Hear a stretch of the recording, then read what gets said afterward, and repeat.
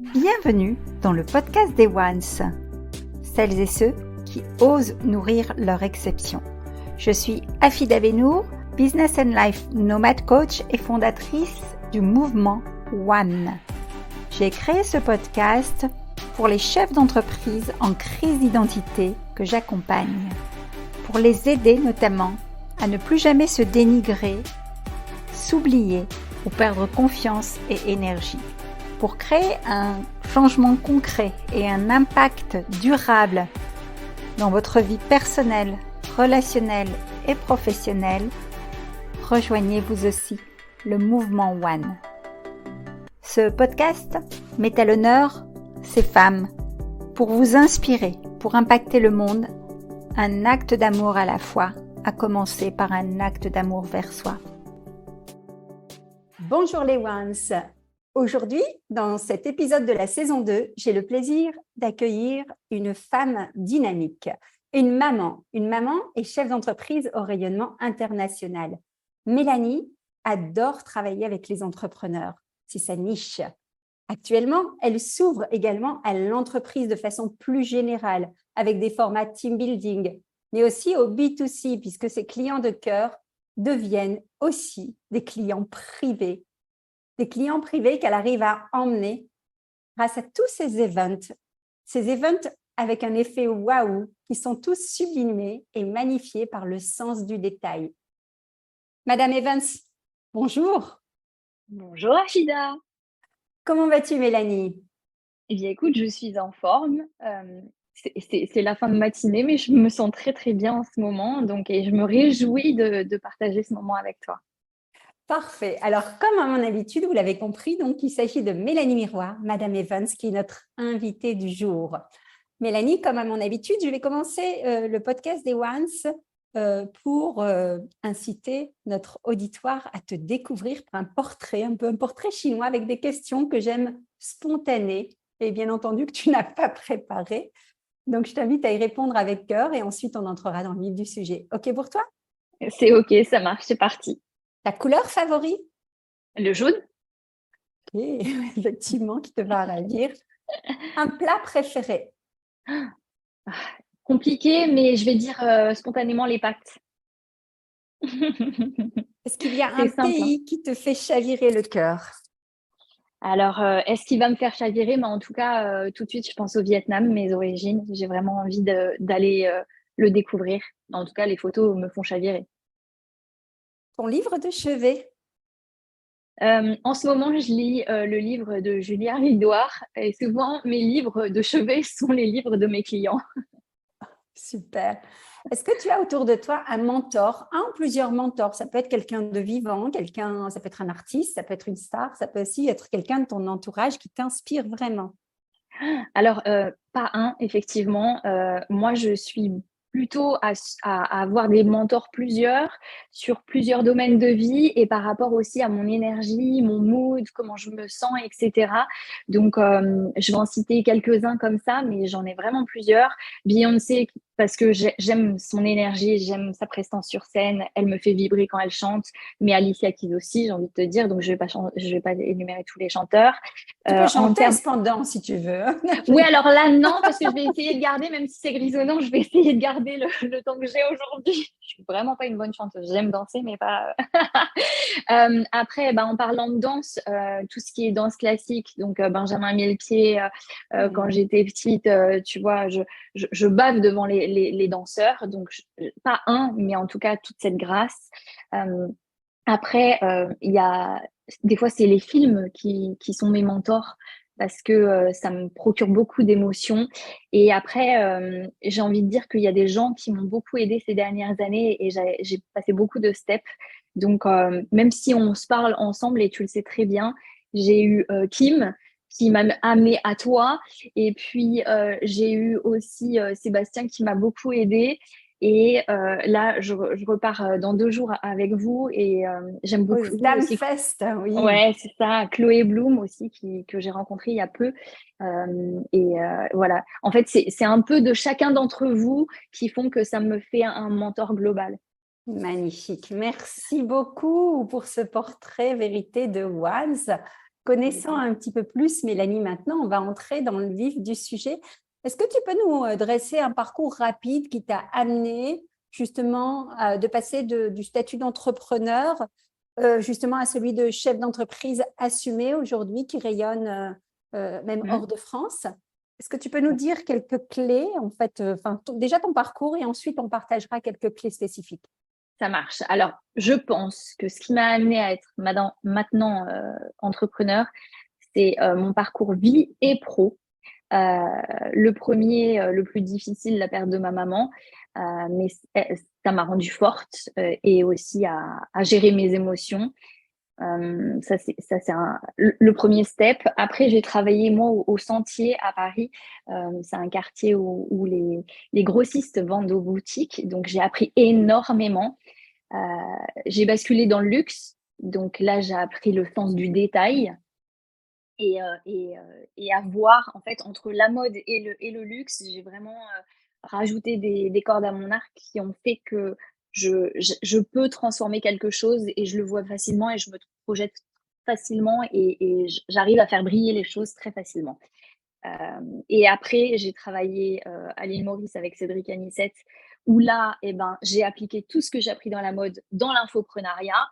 Du coup, j'avais le combo parfait pour monter une agence et être nichée au départ avec les infopreneurs. Voilà. Et je me sentais prête à tout ça. Super. Donc, tu mènes ton activité depuis maintenant plusieurs années. Est-ce que tu peux nous parler du challenge le plus important que tu as rencontré dans ton métier? Parce que le métier de l'événementiel, c'est quand même un métier de précision, un métier d'anticipation. Moi-même, pour l'avoir pratiqué pendant des années, je sais ce que tu ressens et ce que tu as pu, les étapes par lesquelles tu as pu passer. Est-ce que tu as un exemple, par exemple, d'un événement où tu t'es vraiment challengé et tu t'es dit, oh wow, I did it? Et ben, tu sais quoi, il est vraiment récent. Wow. Et il est très récent et tu vois, là, je t'en parle, j'en ai des frissons. Et ben, c'est le deuxième event privé que je faisais pour un client que j'apprécie, avec qui j'avais déjà collaboré en business. Et en fait, c'est greffé dans l'organisation parce que lui, c'était je te contacte, j'ai confiance, je te donne mon budget, je te dis mes trucs et après, je te laisse gérer avec mes potes parce que moi, je veux que ça soit en mode surprise. Donc, ses potes m'ont dit, bah, lui, il voudra plutôt ça, comme ça, comme ça. Donc, je me suis laissée guider par ses amis et est venue se greffer la petite amie. Et alors là, je suis tombée sur quelqu'un bah, qui ne m'a pas porté dans ses petits souliers et qui a été exécrable jusqu'au jour J et pendant l'anniversaire, qui m'a traitée comme une moins que rien, comme une serpillière. Et en fait, je me dis, I did it parce qu'en fait, j'ai tenu. Et pourtant, pendant l'event, je te jure qu'avec mon équipe, on a souffert. L'installation était difficile sous la pluie, on était trempés, on était en extérieur, donc enfin, c'était lourd à porter les meubles. Enfin bref, ça a été très très compliqué. En plus, on a été challengés parce qu'on nous a changé de lieu à la dernière minute, donc c'est un anniversaire qu'on a organisé en 3 jours. Et en fait, jusqu'au soir où je me suis brûlée parce qu'il y avait un énorme feu et j'en ai pleuré. Le truc qui m'arrive pas parce que je suis solide et quand je suis en mode boulot, tu vois, je suis tête, je vais droit devant. Et là, franchement, j'en ai pleuré. Et le lendemain, je me suis dit, OK, j'ai quand même tenu. Et je me suis dit, mais j'ai un sang-froid incroyable et je me suis encore découvert une qualité assez costaud là-dessus. Et j'ai un énorme sang-froid parce que j'ai pas pété les plombs, je l'ai pas insulté et crois-moi que j'aurais pu le faire. Ouais, j'ai un sang-froid incroyable. Donc, I did Excellent, it. donc le professionnalisme jusqu'au bout. Alors, Ouais. Mélanie, si on prend une dimension un petit peu plus globale, je sais que tu es maman d'une petite fille, tu t'organises, Ouais. tu réserves justement tes mercredis à ta charmante fille, tu arrives à te dégager du temps. Et aujourd'hui, tu as la chance d'avoir créé, enfin, la chance se crée bien entendu, d'avoir créé une équipe solide autour de toi. Est-ce que tu peux Oui. nous expliquer comment tu as vécu cette transition de travailler en solo à constituer ton équipe de rêve là, avec laquelle tu bosses aujourd'hui, par exemple? Challengeante. C'est challengeant. Imagine, tu es solopreneur, finalement, tu bosses que à ta façon, à toi, et d'un seul coup, tu acceptes d'intégrer des gens. Tu sais que pour grandir, tu en as besoin. En tout cas, moi, je savais que si je voulais développer, et j'avais une ambition plus grande, j'avais besoin de m'entourer de personnes et surtout d'accepter que ces personnes, elles auraient des forces que moi, je n'ai pas. parce que en fait, je pense quand on s'entoure, on va aller chercher ce que nous, on n'a pas pour justement monter en compétences et en qualité. Ça a été dur parce que je les ai pas trouvés du jour au lendemain. J'ai essayé avec plusieurs personnes, et du coup, il a fallu que je me remette en question, que je sache analyser. Émotionnellement, on fait le yo-yo, vraiment, c'est incroyable. Ça plus la vie quotidienne, mais Heidi dit aussi, tu vois, aujourd'hui, je me regarde et je me dis: «Waouh, quel progrès, quelle avancée» et c'est pour ça que je suis de plus en plus fière et que je m'aime encore plus qu'avant parce que je me dis: «Mais ces 3 dernières années, j'ai une évolution, finalement, si je regarde vraiment, j'ai une belle évolution». Malgré que je me dis toujours que je peux faire plus, je voilà. Mais en tout cas, non, j'adore, elles sont géniales et elles me complètent tout à fait. J'ai un mini moi, en fait. Johanna, c'est mon mini moi qui a 26 ans et Marie-Camille, elle me complète. C'est une force tranquille et qui vient vraiment calmer et faire tout ce que moi je n'aime pas et qui, elle, est son génie à elle. Bien Donc, sûr. voilà. Bravo, bravo pour ça, parce que j'ai vu cheminer, je vois l'évolution. Et ces personnes, donc des femmes aussi, chefs d'entreprise, vous êtes unies autour de quelles sont les 3 valeurs principales qui vous unissent selon toi? La première chose, l'authenticité. Mhm. C'est une valeur très, très forte. Ouais, être authentique, tu vois, savoir dire aussi les choses, être soi, être honnête. L'honnêteté est une valeur très forte et aimer voir les gens briller. Ça, c'est une valeur très forte. Moi, j'aime voir les gens heureux et briller et c'est vraiment l'ADN de l'agence Madame Evans. Aimer voir les gens briller. Ouais. Excellent, j'adore. Alors, est-ce que tu peux nous partager, tu sais que les ONCE, donc ce sont les chefs d'entreprise qui parfois traversent des crises d'identité, comme nous toutes, hein, et qui osent malgré tout nourrir leur exception. J'ai insufflé ce mouvement One que tu vois évoluer aussi, qui est là pour aider justement les femmes à se reconnecter à elles-mêmes, à traverser ces crises, à être justement toujours le plus fidèle à celles qu'elles sont vraiment pour pouvoir faire ce qu'elles font, avoir ce qu'elles ont et partager ce qu'elles ont. Si tu avais 3 clés précises à partager en tant que donc selon entrepreneur devenu chef d'entreprise, qui plus est maman, qui plus est manager hors pair maintenant, qu'est-ce que tu donnerais comme conseil concret à notre public? Pour reprendre le pouvoir. Peut-être que je peux donner les conseils par rapport à moi, ce que j'ai vécu, ça sera le plus authentique possible. Déjà, c'est, savoir dire qu'à l'instant T, on n'est pas bien, et l'accepter et se dire que c'est OK, ça c'est un moment très fort.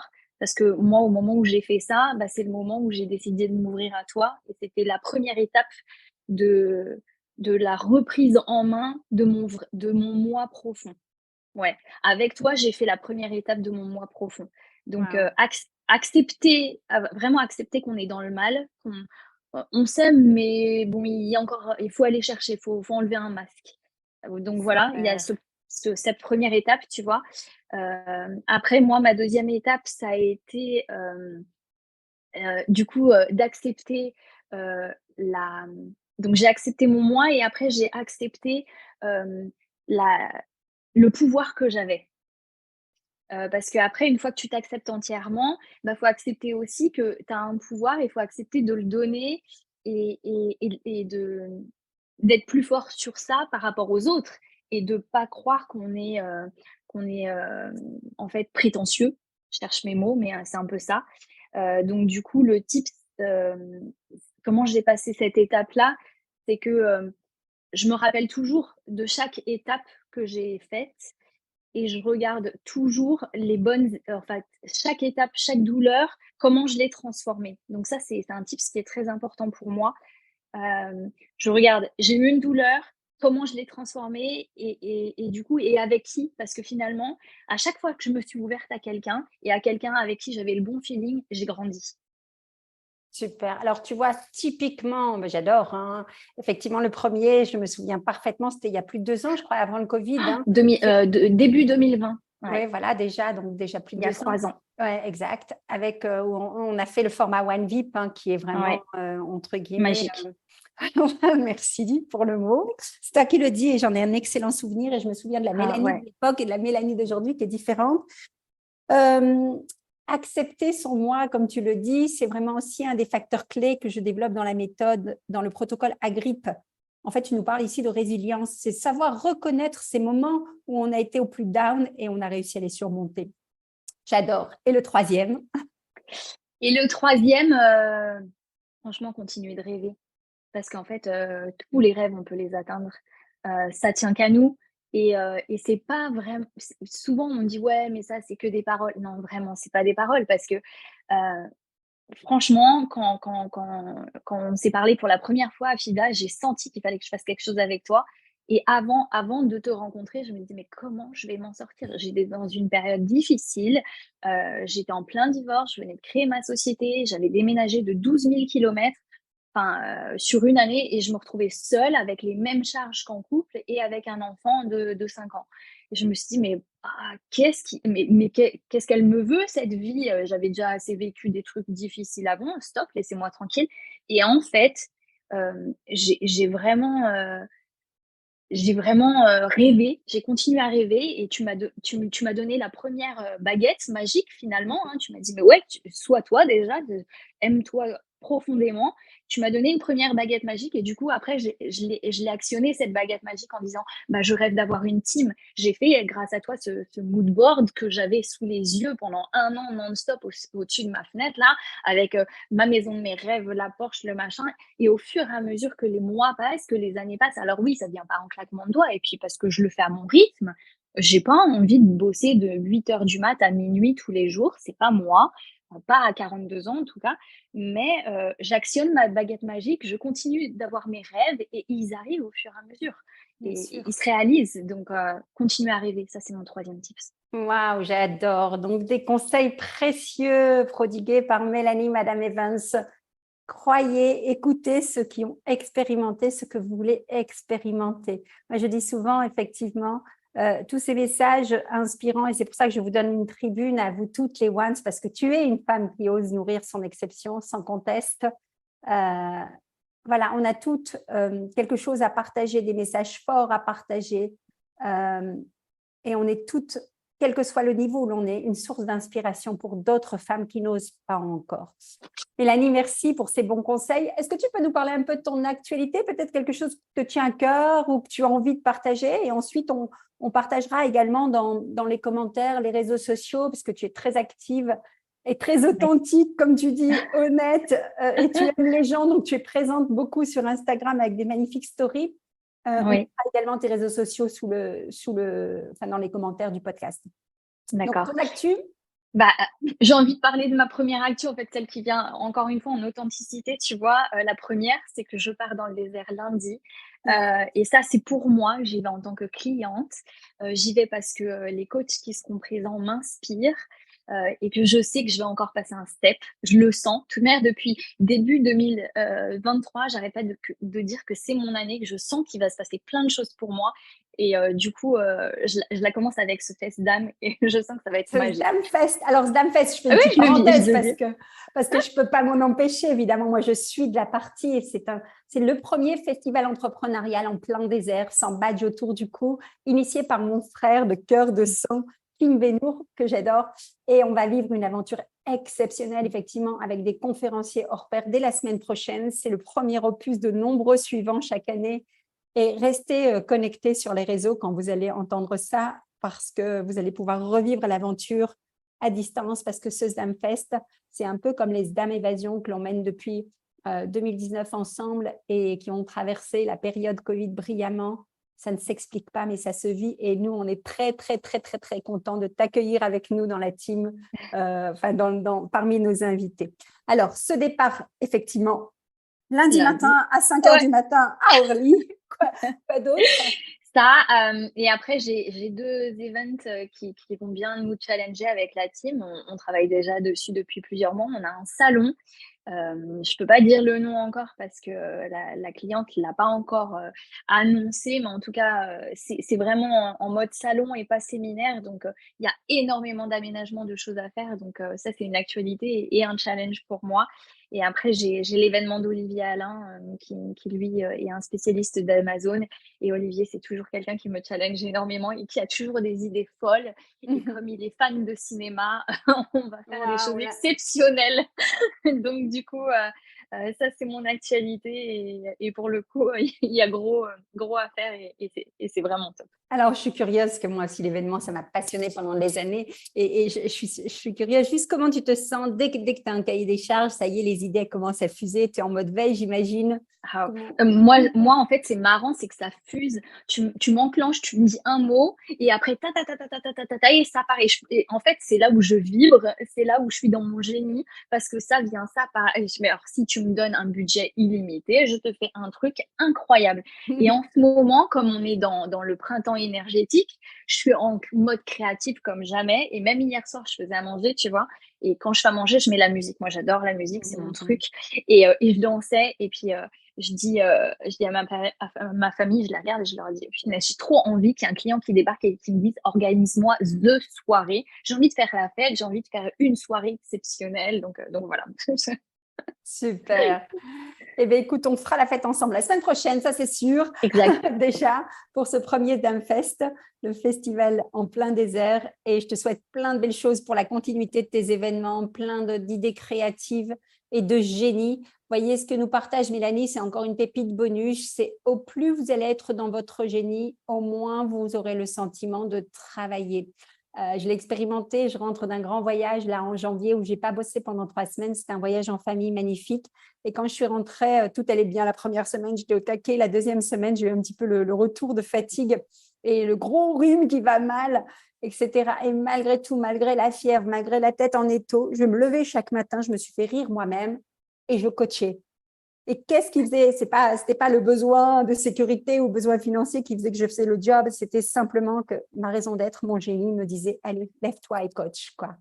Et je me suis fait rire moi-même en me disant, ça, c'est vraiment l'exemple type de quand on est dans notre X, quand on est dans notre point G, on l'appelle comme on veut, dans notre genius zone, on bosse pas, on kiffe. Ouais, c'est tout à fait ça. Et en plus, tu sais que tu t'en rends compte. Moi, je m'en suis rendu compte parce que je me disais, mais j'ai l'impression de rien faire.